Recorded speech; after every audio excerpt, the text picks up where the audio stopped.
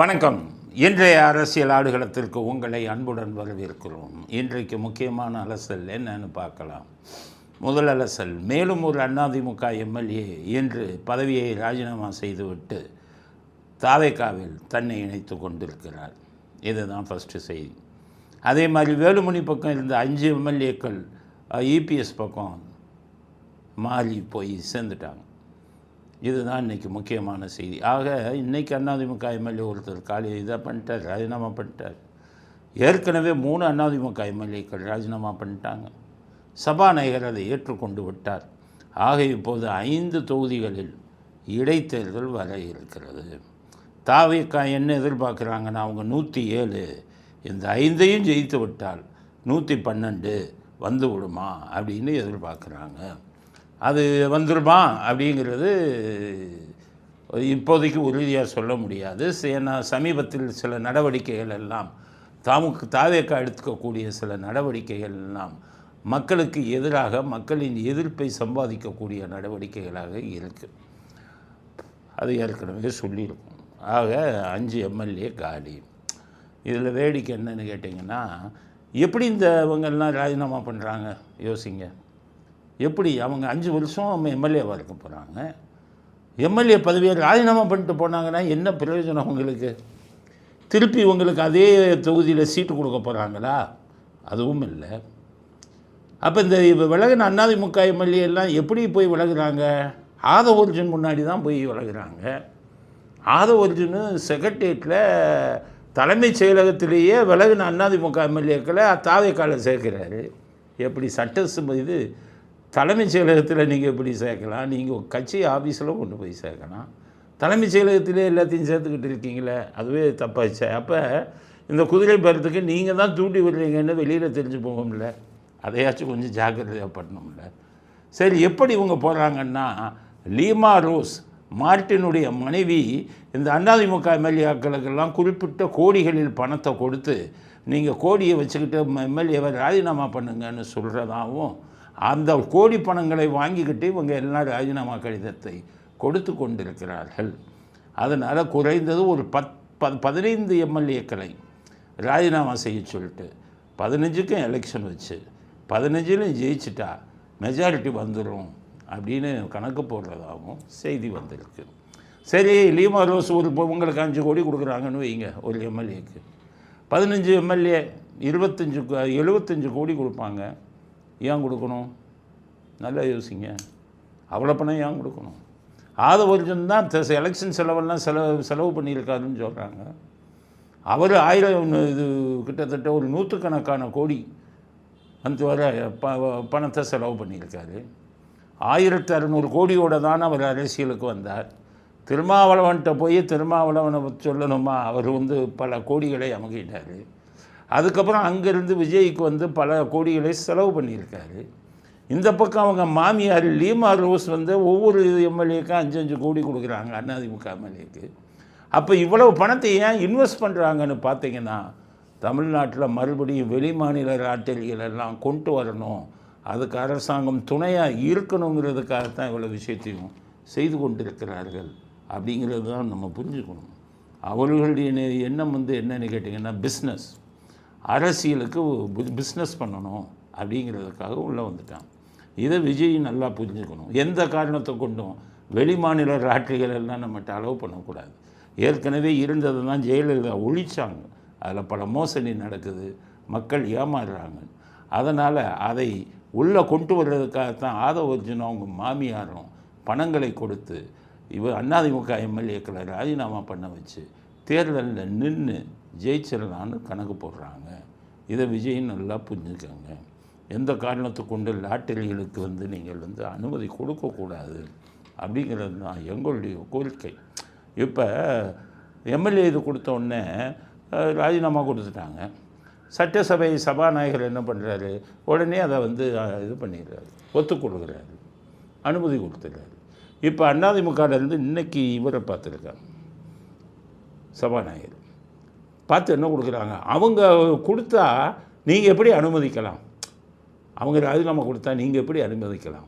அவங்களுக்கு அனுமதி கொடுத்ததை ரத்து செய்யுங்கிறாங்க. அவர் இன்பதுரைன்னு சொல்லிட்டார், இல்லைன்னா கோர்ட்டுக்கு போவோம். கோர்ட்டுக்கு இதுக்கெல்லாம் எப்படி போகும்? நான் என்ன சொல்கிறேன், ஒரு பதவியை வந்து ராஜினாமா செய்கிறது அவங்களுடைய சொந்த கருத்து. அவங்க ராஜினாமா செய்யலைன்னா நீங்கள் யாரும் அதை எடுக்கக்கூடாதுன்னு தான் சொல்ல முடியாது. இப்போ செங்கோட்டையன் சமீபத்தில் தாவேக்காக போகும்போது அதிமுக எம்எல்ஏ பதவியாக ராஜினாமா செஞ்சுட்டு தான் போனார். நீங்கள் போய் தடுக்க முடியுமா? அதனால் இதில் வந்து கட்சி தாவலில் பதவி நீக்கம் வரும்னு தெரிஞ்சால் தகுதி நீக்கம் அவங்களே ராஜினாமா பண்ணிடுவாங்க. அது நிறைய இதில் நடந்துடும். அதை நீங்கள் போய் தடுக்க முடியாது அப்படிங்கிறத அதிமுக தலைவர்கள் புரிஞ்சுக்காங்க. எல்லாம் உங்களால் வந்தது. உங்கள் தலைமை எடப்பாடி திமுகவுடன் கூட்டணி வைத்து நம்ம முதலமைச்சர் ஆகலாம்னு நினைத்த ஒரே காரணத்தால் தான் இவங்க எல்லாம் எதிர்த்து வெளியில் வந்தாங்க. ஆக அதிமுக அப்படி சிதறினதுக்கு காரணமே எடப்பாடியுடைய சுயநலம்தான். அதை ஒவ்வொரு அதிமுக தொண்டர்களும் புரிஞ்சுக்காங்க. அதுக்கு அடுத்தது அது இவர் அப்பாவு, அவர் சபாநாயகராக இருந்தார்ல, அவர் என்ன சொல்கிறாரு, ஏப்பா ராஜினாமா கொடுத்தா உடனே ஒத்துக்கிறதா அப்படின்னு கேட்குறேன். இப்போ அப்பாவு சொன்னதை பற்றி கதை சொல்லணும் நம்ம. அப்பப்போ அப்பாவு சொன்னது கரெக்டாக, ராஜினாமா கொடுத்த உடனே சபாநாயகர் உடனே ஒத்துக்கணுமா? எப்படின்னா அவங்க தலைவர் என்ன செஞ்சாருன்னு பாருங்கள். கதை சொல்கிறேன். அப்பாவோ உங்கள் தலைவர் இருக்காரு, நீங்கள் பல கட்சி தாப்பி வந்தவங்க, ஒவ்வொரு கட்சியிலையும் இருந்தவங்க, உங்களுக்கு தலைவர் கருணாநிதினு சொன்னால் பொருந்தாது. இருந்தாலும் இப்போதைக்கு திமுகவில் இருக்கீங்க. உங்கள் தலைவர் என்ன பண்ணார்? எம்எல்ஏக்கள் ராஜினாமா கொடுத்தா உடனே வாங்கிக்கிட்டாரா? உடனே அனுமதி கொடுத்தாரா? உடனே ஏற்றுக்கொண்டாரா? கதை சொல்கிறேன் கேளுங்க. அப்போ தான் தெரியும் பொதுமக்களுக்கு இது எந்த மாதிரி கூட்டம், கேடுகட்ட கூட்டம்ங்கிறது தெரியும். எப்படின்னா 1989, 90 அந்த டைமில் கருணாநிதி முதலமைச்சர் ஆனார். அப்போ அதிமுகவில் பிளவு வந்தது. ஜெயலலிதா சேவல் சின்னத்தில் நின்னாங்க. நின்று 26 தொகுதியில் 26 எம்எல்ஏ ஜெயித்தாங்க. இவங்க தான் எதிர்கட்சியாக சட்டசபையில் போய் உட்காந்தாங்க. அப்போ தான் இந்த சமூக விரோத கூட்டம் வந்து அவங்கள சேலையெல்லாம் பிடிச்சி இழுத்து போட்டு அடித்தாங்க. அடித்தோன்னா அவங்க என்ன சொல்லிட்டு போனாங்க, நான் திரும்பி முதலமைச்சராக தான் வருவேன்ட்டு போனாங்க. போனதுக்கப்புறம் ரொம்ப மன உளைச்சலில் இருந்தாங்க. அப்போ அவங்க எடுத்த முடிவு, வெறும் ரவுடி பயிலாம் இருக்கான், எல்லாம் லோ கிளாஸு, நம்ம நல்லா படிச்சிருக்கோம், 4 வார்த்தை இங்கிலீஷ் பேச தெரிஞ்சவன் அதில் இல்லை. இந்த கூட்டத்தில் சேலையை பிடிச்சி இழுக்கிறான். இவங்கிட்ட போய் நம்ம ஏன் உட்காரணும், முதலமைச்சராக இருந்ததுக்கப்புறம் தான் நம்ம இது பண்ணணும் அப்படின்னு நினச்சாங்க. அதுக்கப்புறம் இவங்க பண்ணின கூத்தெல்லாம் பார்த்தா ஆளை கொலை பண்ண முயற்சி செய்கிறான். வண்டி இப்போ காரில் போனால் லாரி வந்து ஏற்ற வரான் பாண்டிச்சேரிக்கு போகும்போது. அதெல்லாம் யோசிச்சுட்டு என்ன முடிவு பண்ணாங்க, அரசியலே வேண்டாம், எல்லாம் அயோக்கிய பசங்களாக இருக்கான், இவன்கிட்ட போய் நம்ம அரசியல் பண்ண முடியாது அப்படின்ட்டு கடிதம் எழுதினாங்க. 2 கடிதம். ஒரு கடிதம் நம்ம மக்களுக்கு, தமிழ்நாட்டு மக்களுக்கு என்ன எழுதுனாங்க, நான் அரசியலிலிருந்து விலகுகிறேன். வேறு எதுவும் எழுதலை. இவன் சேலையை பிடிச்சி இழுத்தது, அடித்து அதெல்லாம் எழுதலை. இவங்க அப்படி தானே லோ கிளாஸ், எல்லாம் 3ஆம் தரத்தை சேர்ந்தவன். அவன் பூரா எம்எல்ஏ வேணாம், அது தானே பண்ணுவான். இப்போ கவர்னர் ரவி வரும்போது என்ன பண்ணான், டேய் போடான்னான், எல்லாம் விசில் அடித்தான், குதித்தான், சட்டசபையை நாசமாக்கணும். இங்கே பூரா இவங்க தானே அன்றவரோடலாம் ஓடின பயிலுங்க. அதனால் இந்த அம்மா என்ன பண்ணுச்சு, இவங்களோட போய் நம்ம டீசெண்டாக இருக்கோம், நம்ம கொஞ்சம் படிச்சிருக்கோம், இவங்ககிட்டலாம் பண்ண முடியாதுன்ட்டு என்ன பண்ணாங்க, நான் அரசியலை விட்டு விலகுகிறேன்னு ஒரு கடிதம் எழுதினாங்க. இன்னொரு கடிதம், என்னுடைய எம்எல்ஏ பதவியை ராஜினாமா செய்கிறேன் அப்படின்னு எழுதிட்டாங்க. எழுதின உடனே கடைசி உள்ளே வச்சுட்டு இவரை கூப்பிட்டாங்க, சசிகலா, உன் புருஷன்ட்ட சொல்லி, உன்னுடைய கணவர் நடராஜன்ட்ட சொல்லி. அப்போ நடராஜ் ஏன் உள்ளே இருந்தாருன்னா போயஸ் கார்டன் உள்ள, அப்புறம் தான் அவரை வெளியேற்றினாங்க ஜெயலலிதா. உங்கள் கணவர்கிட்ட சொல்லி இந்த கடிதத்தை ஒன்றை சபாநாயகருக்கு கொடுக்க சொல்லிடும், இன்னும் ஒன்று வந்து பத்திரிக்கைக்கு கொடுக்க சொல்லிடு, பத்திரிக்கைக்கும் அப்போ டிவி இல்லை பெருசாக, பத்திரிக்கைக்கு கொடுக்க சொல்லிடு அப்படின்னு சொல்லி கொடுத்துட்டாங்க. சசிகலா அதை வாங்கிட்டு கணவர்கிட்ட வந்து கொடுத்தாங்க. நடராஜன் சொல்லிட்டார், அந்த வேலையை வச்சுக்காத, அந்த அம்மா இருந்தால் தான் நமக்கு பொழப்பு, அது அரசியலில் இருக்கணும், அது ஏதோ கோபத்தில் எழுதி கொடுக்குது, நம்ம கொடுக்கக்கூடாது அப்படின்னு சொல்லி அந்த கடிதத்தை அப்படியே வந்து அவருடைய டேபிளில் ட்ராயரில் ஒழிச்சு வச்சார். ஆக ஜெயலலிதா ராஜினாமா கடிதம் கொடுத்தது இது அரசியலை விட்டு ஒதுங்கலைன்னு கொடுத்தது 3 பேருக்கு தான் தெரியும். ஒன்று ஜெயலலிதா, இன்னொன்று சசிகலா, 3வது நடராஜன். இது எப்படி கருணாநிதிக்கு போச்சு யோசிங்க. கருணாநிதிக்கு போயிடுச்சு. அப்போ கருணாநிதியோட ஸ்பை எங்கே உள்ள இதில் இருக்காங்க, இதில் போயஸ் கார்டன். கருணாநிதிக்கு போனோன்னே கருணாநிதி குறுக்கு புத்தி தான் நமக்கு தெரியுமே, நேர் வழியை சிந்திக்கவே தெரியாது. அவர் என்ன பண்ணார், போலீஸ்காரன் அப்போ இருந்தே போலீஸ்காரன் இவன் தான், ஏவல் வேலை தான். ஒரு போலீஸ்காரன் மனசாட்சியோடு இருந்தவன் நம்ம தமிழ்நாட்டில் நான் பார்க்கல. கொஞ்சம் முன்னாடி இருந்தாங்க, நாங்கள் இருக்கிற காலத்தில் இருந்தாங்க. லட்சுமி நாராயணன்ட்டெல்லாம் போய் கருணாநிதி அப்பா ஜெயலலிதா ராஜினாமா கடிதம் வச்சுருக்காங்க, போலீஸ் வச்சு விடு, நான் போயா வேலையை பார்த்துட்டு இருந்திருப்பேன். அந்த மாதிரி இருந்தாங்க. பிபி ரங்கசாமிகிட்டெல்லாம் சொல்லியிருந்தால் உதச்சிருப்பார், சிஎம்னு கூட பார்க்க மாட்டார். அதான் பிபி ரங்கசாமினா பயப்படுவார் கருணாநிதி, இருந்தாலும் அடித்தாலும் அடிச்சிடுவார். அப்படி தன்மானம் உள்ள அதிகாரிகள் இருந்த இடம் இருந்தது. இன்றைக்கி பூரா மாவட்ட செயலாளர் ஆகிட்டான், அதை விட கேவலமாகிட்டான். அதனால் அன்னைக்கு இது பண்ண உடனே கருணாநிதி போலீஸ் அதிகாரிகளை கூப்பிட்டு போயஸ் கார்டன் உள்ளே போங்க, ஒரு ஆளை கூப்பிடுங்க, முதல்ல இவர் மேலே நடராஜன் மேலே ஒரு புகாரை எழுதி வாங்கிக்கோங்க, வீட்டுக்கு உள்ளே போங்க. இதுக்கெல்லாம் வழி சொல்லி கொடுத்தவர் அவர் தான். வீட்டுக்கு உள்ளே போங்க, உங்கள் மேலே புகார் வந்திருக்கு, வீட்டை சோதனை போடணும் அப்படின்னு சொல்லுங்கள். சோதனை போட்டால் அந்த டேபிளுக்குள்ளே லெட்டர் இருக்குது, 2 லெட்டர், தூக்கிட்டு வந்துடுங்கன்ட்டார். ஏன்னா இந்த புத்தி வேறு யாருக்கும், நல்லவர்களுக்கு இப்படி புத்தி போகாது. சரின்னு சொல்லி நம்ம போலீஸ் தான் இருக்கானே, என்ன வேலை சொன்னாலும் செய்வோம். என்ன கொலை பண்ணிடான்னு சிஎம் சொல்லிட்டா போய் கொலை பண்ணிட்டு வந்து, சொந்த அப்பாவையே கொலை பண்ணிட்டான்னா நம்ம போலீஸ் அதிகாரி போய் கொலை பண்ணிடுவோம். ஏன்னா அவனுக்கு தேவை பதவியை கொடுக்குறவங்க முதலமைச்சர், என்ன வேணாலும் பண்ணுவான். அதுதான் நம்ம தமிழ்நாடு. வெளி மாநிலங்கள்லாம் அந்த கீழ்த்தரமான வேலை பண்ண மாட்டான். ஸோ போலீஸும் இங்கேருந்து கருணாநிதி சொன்ன ஒன்று பேருக்கு ஒரு ஆள்கிட்ட கம்ப்ளைண்ட்டை வாங்கி வச்சுட்டு அப்படி தான் வாங்குவாங்க, ஆளே இருக்க மாட்டான். இப்போ ஏன் மேலே கேஸை போட்டாங்களே, புகார் கொடுத்தவனே இல்லை. அப்படி அது திமுகவோட ஜீன். இவங்க இப்படி தான் இருப்பான்.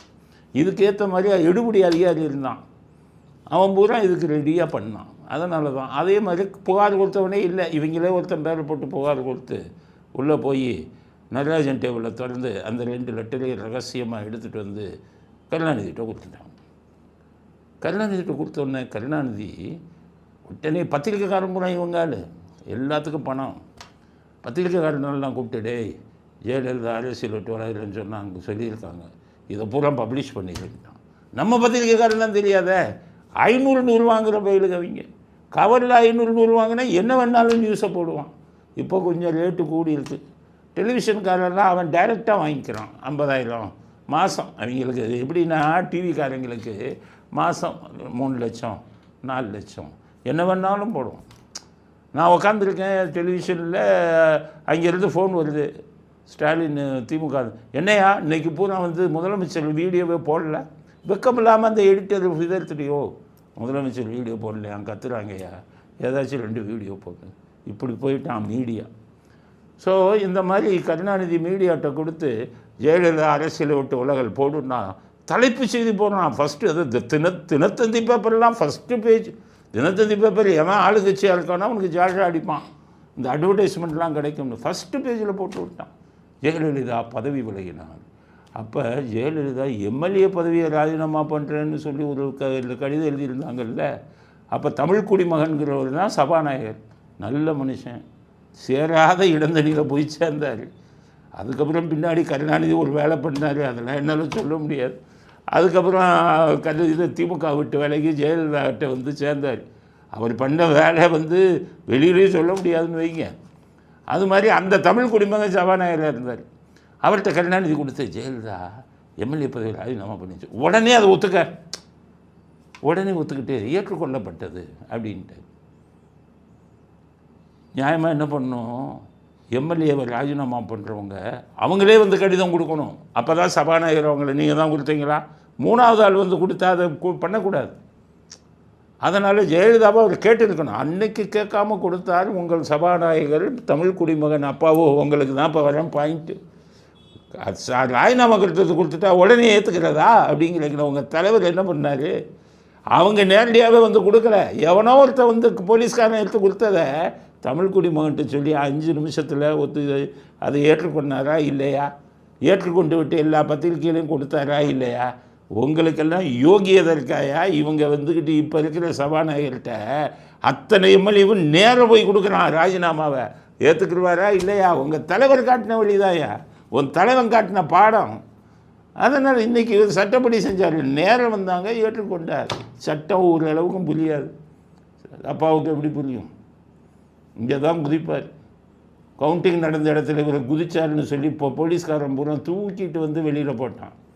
அங்கே போய் குதிக்க முடியுமா? அது மாதிரி ராஜினாமா கடிதத்தை குறிப்பிட்ட எம்எல்ஏக்கள் நேரில் வந்து சபாநாயகரிடம் கொடுத்தால் சபாநாயகர் அவங்களுக்கு வந்து அவருடைய விருப்பத்துடன் கொடுக்கிறார் என்று உடனே ஏற்றுக்கொள்ளலாம். எந்த கோர்ட்டுக்கு போனாலும் சொல்லாது. நீங்கள் ஒருத்தர் ராஜினாமா பண்ணிட்டா மற்றவங்கெல்லாம் போய் அந்த ராஜினாமாவை ஏற்காதீங்க, ஏற்கப்பதை ரத்து செய்யுங்கன்னு நீங்களும் சொல்ல முடியாது. ஆனால் இவர் எடப்பாடி எம்எல்ஏக்களுக்கு சொல்கிறேன். அதனால் ராஜினாமா செய்தது ஏற்றுக்கொள்ளக்கூடியது. அதை இது பண்ணது தப்பு. ஆனால் இந்த ராஜினாமாவை ஊக்குவிப்பது ஆதவ் அர்ஜுனும் அவங்க மாமியாரும் 2 பேரும் சேர்ந்து ஒவ்வொருத்தருக்கும் கோடிக்கணக்கில் பணத்தை கொடுத்து எம்எல்ஏ விட்டுட்டு போயிடுன்னு சொல்லி பண்ணுறாங்க. அப்படிங்கிறது பண்ணட்டும், அது அரசியல்.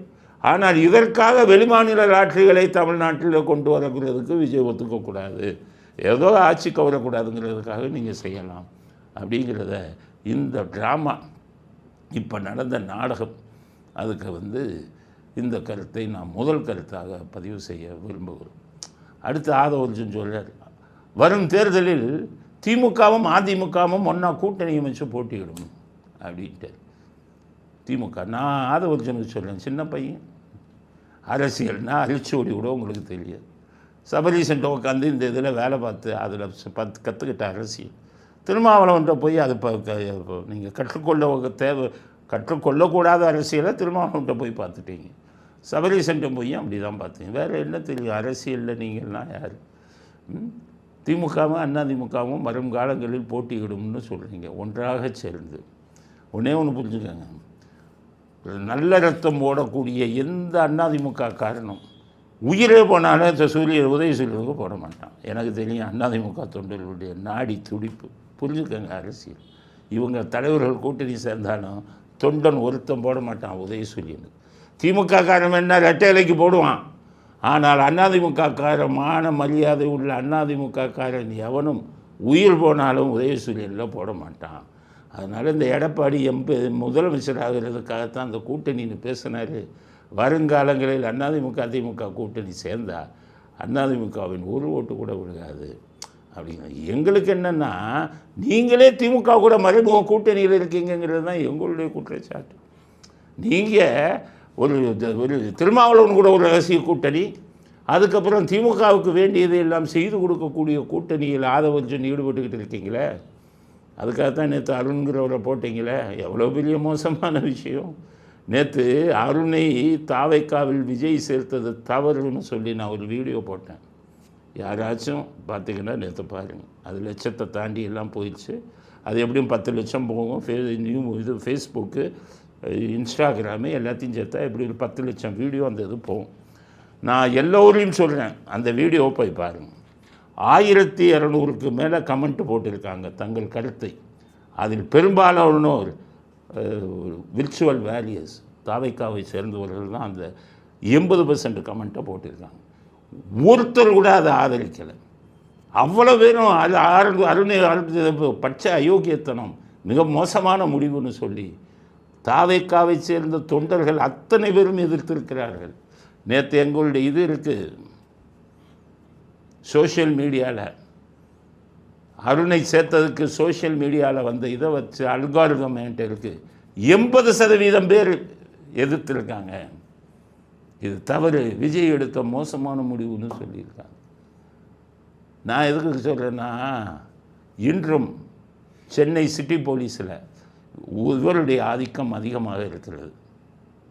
அருணோட ஆதிக்கம். அவர் முதலமைச்சர், அவர் கமிஷனராக இருக்கும்போது மற்ற இவங்களெல்லாம் போட்டார்ல அதிகாரிகள், அவன்லாம் அப்படியே இருக்கான். இப்போ நீங்கள் 100க்கு ஃபோன் பண்ணுங்கள், எவனுமே எடுக்க மாட்டான். நீங்கள் எலக்ட்ரிசிட்டியில் மின்சார வாரியத்தில் கரண்ட்டை கட் பண்ணுறான்னு சொன்னீங்க.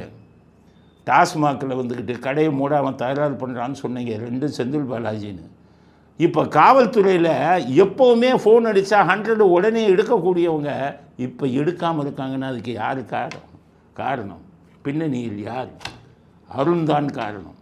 அவர் திமுகவுக்கு ஆதரவாக தாவேக்காவுக்கு கெட்ட பேர் வாங்கி கொடுக்கணும்னு அவர் கண்ட்ரோலில் இருந்த அதிகாரிகள் எல்லாம் மறைமுகமாக சொல்லி தாவேக்காவுக்கு எதிரான விஷயங்களையும் திமுகவுக்கு ஆதரவான விஷயங்களையும் செய்து கொண்டிருக்கிறார். அவரை தூக்கி போட்டீங்க. அதையும் எப்படி போட்டாங்க கேளுங்க, தமிழ்நாடு மக்களே கேளுங்க. உயர் நீதிமன்றம் அருணை குண்டர்கள் சட்டத்தை தவறாக பயன்படுத்தி போட்டிருக்கீங்க, நேராக வாங்க அப்படின்னு கூப்பிட்டுருக்காங்க. அது இன்னும் 2 நாளில் போகும். அருண் ஹைகோர்ட்டு போனால் காரி துப்பிடுவான், ஏதாச்சும் தண்டனை கொடுத்துருவான், அதுக்குள்ளே ஒரு பதவியை வாங்கணும்னு சொல்லி திருமாவளவனை வச்சு வேலை செஞ்சு ஹைகோர்ட்டுக்கு போகிறதுக்குள்ளே ஒரு பெரிய பதவியை வாங்கிட்டு இப்போ இங்கே போனால் நம்ம தப்பிச்சுக்கலாங்கிறதுக்காக அவர் திட்டமிட்டு அதுக்கு துணையாக நின்று அவருக்கு பதவியை வாங்கி கொடுத்துருக்கிறார் ஆதவ் அர்ஜுன். அதனால் ஆதவ் அர்ஜுனுக்கு சொல்கிறேன், ஒழுங்காக திமுகவுடனுக்கு ஆதரவான போக்கை நீங்கள் பண்ணினீங்கன்னா விஜய்க்கு எதிரான ஒரு இதுதான் வரும். தாவேக்காரர்களே உங்களை ஒத்துக்க மாட்டாங்க. தாவேக்காரர்களை பற்றி நான் சொல்கிறேன், எல்லோருமே படித்தவங்க, அவங்களுக்கு தெரியும், கண்ணை மூடிட்டு ஆதரவு கொடுக்க மாட்டாங்க. நீங்கள் இந்த மாதிரி திமுகவை சேர்ந்த அதிகாரிகளுக்கெல்லாம் கொடுக்குறீங்களே, எங்களை போன்றவர்கள் எல்லாம் வந்து திமுகவுக்கு எதிராக தாவேக்காவுக்கு ஆதரவாக பேசித்தானே சிறைக்கெல்லாம் போனோம். இந்த அருணை கொண்டு வந்தீங்கன்னா எங்களை போன்றவர்களை மீண்டும் தாக்கணும், மீண்டும் எங்களை தண்டிக்கணுங்கிறதுக்காக மறைமுகமாக மற்ற அதிகாரிகளுக்கு ஆணை பிறப்பித்து செஞ்சால் எங்களுக்கெல்லாம் என்ன பாதுகாப்பு? அப்போ உங்கள் ஆட்சியில் நாங்கள் கஷ்டப்படணுமா இந்த மாதிரி அதிகாரிகளை வச்சிங்கன்னா? அதனால் சொல்கிறேன், ஆதவ் அர்ஜுன் தாவேக்காவை கெடுத்து கொண்டிருக்கிறார். அதை வந்து விஜய் இதில் கவனம் செலுத்துகிறாராங்கிறதே எங்களுக்கு சந்தேகமாக இருக்குது. எங்களை போன்றவர்களே விஜயை பார்க்க முடியவில்லை. நான் அப்பாயின்மெண்ட்டு கேட்டேன், இன்றைக்கி வர கிடைக்கல. நான் சில கருத்துக்களை சொல்லணும்னு நினச்சா சொல்ல முடியலை, யாருக்கு சொல்கிறதுன்னு தெரியலை. அதனால தான் நான் வந்து வீடியோவில் பேசிக்கிட்டு இருக்கேன். நாங்கள் இந்த மாதிரி வீடியோவில் பேசினா அது விஜய்க்கு வந்து விஜய்க்கு வந்து அது வந்து இதை உருவாக்கும், நஷ்டத்தை உருவாக்கும், பொதுமக்கள் பற்றியில் கெட்ட பேரை உருவாக்கும். எங்களுக்கு என்ன தப்பு நடக்குதுன்னு சொல்கிறதுக்கு வாய்ப்பு கொடுங்க, உங்களுக்கு வந்து நாங்கள் அனுப்புகிறோம் என்னென்ன தப்பு நடக்குது.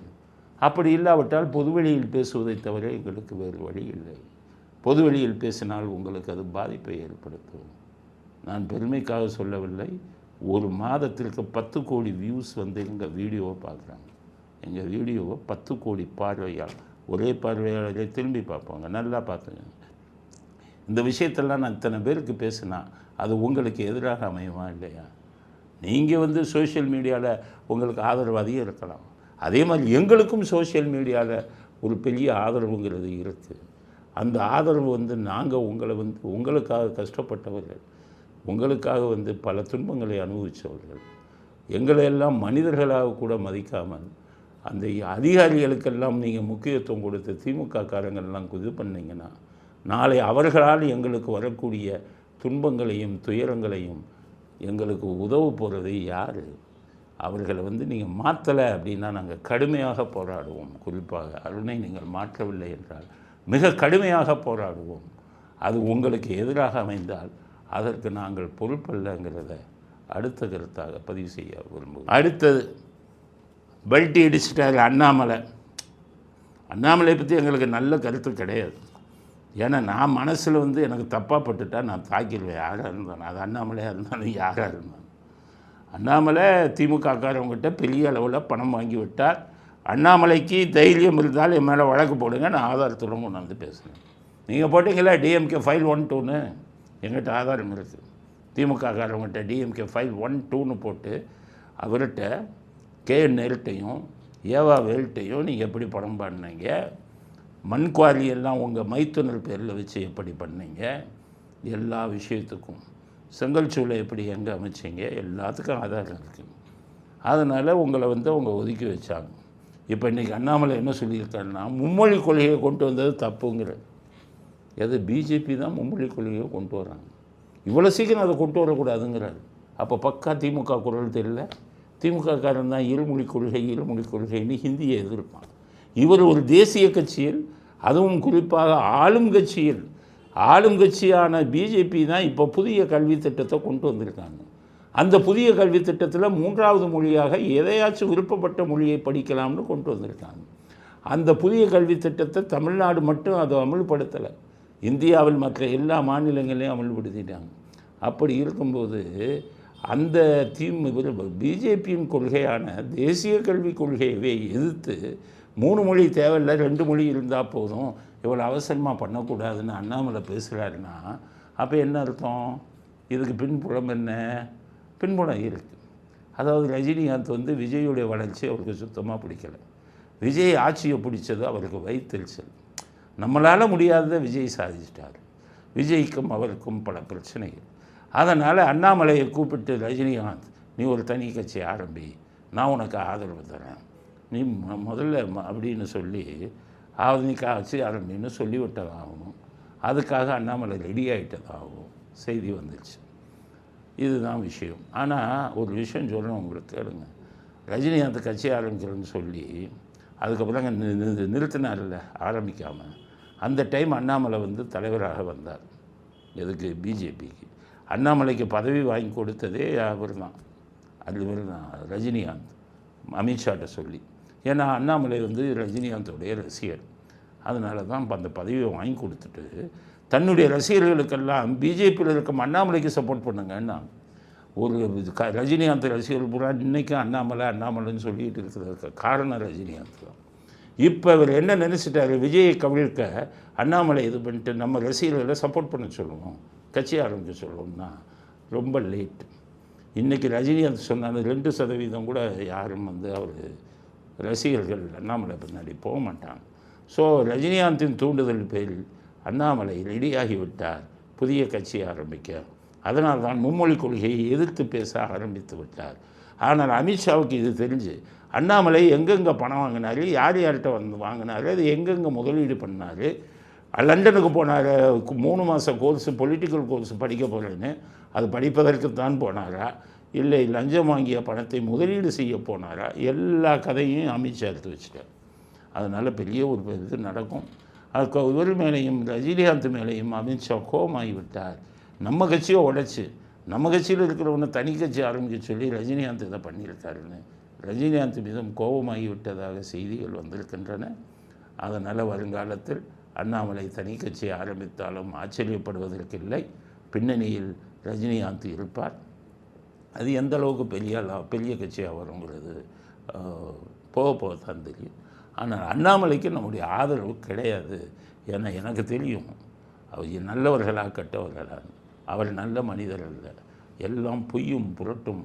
இதுதான் அவருடைய இதுவே, அதுதான் பேசுவது எதுவும் உண்மை அல்ல. அதனால் அண்ணாமலை வருங்காலத்தில் புதிய கட்சியை ஆரம்பித்தால் அந்த கட்சி போனி ஆகாது, தேராது. அதனால் அண்ணாமலைக்கு கட்சியை ஆரம்பித்தாருன்னா அவருக்கு எவ்வளோ வரவேற்பு இருக்கிறதுங்கிறது நம்ம இது பண்ணி பார்ப்போம், காத்திருந்து பார்ப்போம். ஏன்னா நான் கைது செய்யும்போது சும்மா இருந்திருக்கான். கைது செய்யப்படும் போது ஒரே ஒரு சேனலை சப்போர்ட் பண்ணி எழுதுனாங்கன்னா அவனுக்கு ஃபோன் பண்ணி இந்த அண்ணாமலை அந்த ஆளுக்கு சப்போர்ட் பண்ணாத அப்படின்னு சொன்னாள். இவங்கெல்லாம் மனிதர்களா? திமுகவை எதிர்த்து பேசுகிறாங்களே, அவங்களுக்கு நம்ம சப்போர்ட் பண்ணணுன்னு நினைக்கணும். இல்லைன்னா ஒதுங்கியாச்சும் இருக்கணும். கெடுதல் பண்ணிக்கிட்டு இது மாதிரி பண்ணால் உங்களுக்கு எப்படி எங்களுடைய ஆதரவுலாம் கிடைக்கும் அப்படிங்கிறது.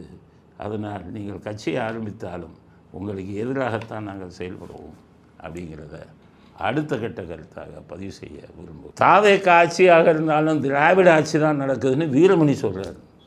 ஏற்கனவே ஸ்டாலின் சொல்லிட்டார், நம்ம ஆட்சி தான் நடந்துக்கிட்டு இருக்குது. இன்றைக்கி வீரமணியும் அப்படி தான் சொல்கிறார். அவர் ஆதவர்ஜன் நடக்கிறத பார்த்தான்னா திமுகவுக்கு வேண்டிய ஆட்கள் எல்லாம் உள்ளே போடுறாங்க. அப்போ இவங்க சொல்கிறதெல்லாம் உண்மையோங்கிற சந்தேகம் வருது. ஏதோ காரணத்தோடு தானே சொல்லுவாங்க. அதனால் உண்மையோங்கிற சந்தேகம் எங்களுக்கு வருது. அதனால் விஜயுடைய பொறுப்பு நடப்பது திராவிட ஆட்சி அல்ல அப்படிங்கிறத மக்களுக்கு புரிய வைக்கணும். திராவிடத்துக்கு எதிரானவர்கள் தான் விஜய்க்கு ஓட்டு போட்டிருக்கிறார். நீங்கள் திராவிடத்தை ஆதரிச்சிங்கன்னா உங்களுக்கு இருந்த ஆதரவில் பெரும்பகுதி விலகி போயிடுவாங்க அப்படிங்கிறத விஜய் புரிஞ்சிருக்கும். தமிழ்நாட்டில் திராவிடத்தை விரும்பாதவர்கள் தான் அதிகம். திராவிடத்தை விரும்புபவர்கள் எல்லாம் சமூக விரோதிகளின் கூட்டம், நாட்டை கொள்ளையடிக்கக்கூடிய கூட்டம். அவர்களை அடித்து துரத்த வேண்டும் என்ற எண்ணத்தில் தான் மாற்றம் வேண்டும் என்று உங்களுக்கு ஓட்டு போட்டார்கள். ஆனால் சம்பந்தப்பட்டவர்களே, நீங்கள் திராவிடத்தின் ஆட்சியைத்தான் நடத்தி கொண்டிருக்கிறீர்கள் என்று சொல்வதும், ஆதவர்ஜுன் அதற்கேற்றால் போல திமுகவை சேர்ந்தவர் பலருக்கு உதவி செய்வதும் எங்கே இவர்கள் கூற்று உண்மையாக இருக்குமோ என்ற ஒரு எண்ணத்தை எல்லார் மத்தியிலும் உருவாக்கிக்கிட்டு இருக்கு. அதனால் விஜய் வீரமணி சொன்னதை பொய்யாக்கி காட்டணும். திராவிடத்தின் ஆட்சி இங்கே நடப்பது திராவிடத்தின் ஆட்சி இல்லை என்பதை விஜய் நிரூபிக்க வேண்டும். காரணம், நாங்கள் அனைவருமே திராவிடத்துக்கு எதிரானவர்கள். அதுக்கு அடுத்தது இதில் பெரம்பலூர் அடிச்சுக்கிட்டாங்க. என்ன ராசா ஏதோ சொன்னார், நம்ம திருமாவளவன் ரவுடிங்களை அனுப்பிட்டார், கட்சிக்காரவங்களை அனுப்பி போராட்டம் நடத்தினார். திமுககாரன் பூந்து அடி பின்னி எடுத்துனான். இந்த வீடியோவை பாருங்கள்.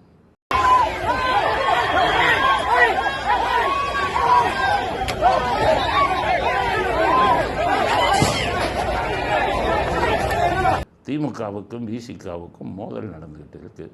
இது நடிப்பா இதா? ஏன்னு கேட்டிங்கன்னா, தொண்டர்கள் மத்தியில் போராட்டம் நடக்கலாம். விசிகாவில் திருமாவளவன் ஸ்டாலின் டர்ம் நிறைய ரொம்ப க்ளோஸாக இருக்கார். ஸ்டாலினுடைய உத்தரவின் பேரில் தான், டேய் நம்ம செஞ்ச ஊழலை பூரா லஞ்ச ஒழிப்புத்துறையை வச்சு கண்டுபிடிப்பாங்க, நம்மளை ஜெயிலுக்கு தள்ளுவாங்க, அங்கே நம்ம ஆதரவாளன் ஒரு ஆள் வேணும், அதனால் நம்ம ஆதரவாளன் ஒரு ஆளை போடுன்னு சொல்லி ஸ்டாலின் சொன்னதன் அடிப்படையில் தான் திருமாவளவன் அங்கே வந்துக்கிட்டு ஆதவர்ஜன்கிட்ட சொல்லி அங்கே இவரை அருணை போட்டிருக்கிறார்கள். அதனால் இவர்களுக்குள் ரொம்ப நெருக்கம் இருக்குது. சண்டை போட்டால் தான் நடிக்கிறாங்க அப்படிங்கிறது தான் நம்முடைய இறுதிக்கட்ட கருத்து. இத்துடன் இன்றைய அரசியல் ஆடுகளம் நிறைவு பெறுகிறது. மீண்டும் நாளை புதிய செய்திகளுடன் உங்களை சந்திக்கிறோம். நன்றி, வணக்கம், ஜெயந்த்.